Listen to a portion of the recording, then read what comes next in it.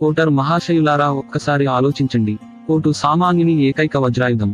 అసమానతలు లేని సమాజ నిర్మాణం, సమజీవన స్వేచ్ఛకు, శాంతి సౌభ్రాతృత్వానికి పునాదులు వేసే ఏకైక వజ్రాయుధం మీ ఓటు. ప్రజాస్వామ్యం. ప్రజలచే, ప్రజల కోసం ప్రజాప్రతినిధులను ఎన్నుకునే ఏకైక ప్రజాస్వామ్య భారతదేశం మనది. విద్య, వైద్యం, ఉపాధి దేశ ఆర్థిక పురోభివృద్ధికి ప్రగతి బాటలు వేస్తుంది.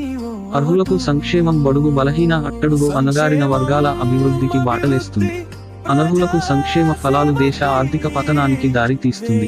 మధ్య దిగువ ప్రజానీకానికి పన్నులు పెరిగి బతుకు భారం అవుతుంది. ప్రజల పన్నులచే వచ్చిన ప్రజాధనాన్ని దుర్వినియోగం చేస్తూ, పాలకులే అనర్హులకు సంక్షేమ ఫలాలు అందిస్తూ, అధికారికంగా కోట్ల కొనుగోలు చేస్తూ, అభివృద్ధి పేరుతో అప్పులు చేస్తూ దేశ ఆర్థిక పతనానికి దారి తీస్తున్న తీరు శోచనీయం, బాధాకరం. ఓటు వేసే ముందు ఆలోచించండి. ఓటు రాజకీయ నాయకుల తలరాతనే కాదు, మీ గ్రామం, మీ మండలం, మీ నియోజకవర్గ, రాష్ట్ర, దేశ ప్రజల తలరాతనే మారుస్తుంది.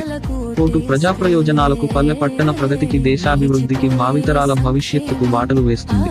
ఓటును బిర్యానీ, మందు, విందుకు, కులానికి, మతానికి, డబ్బుకు అమ్ముకోకు. 5 సంవత్సరాలు బానిసలుగా నిబతకును బలిచేసుకుంటూ అందరి బతుకులను బలిచేయకు. ఒక్కసారి ఆలోచించి అంతఃకరణ శుద్ధితో మీ అమూల్యమైన ఓటును ప్రజల కోసం, ప్రగతి కోసం, ప్రజా ప్రయోజనాల కోసం పరితపించే ప్రజా నాయకులను ఎన్నుకోండి.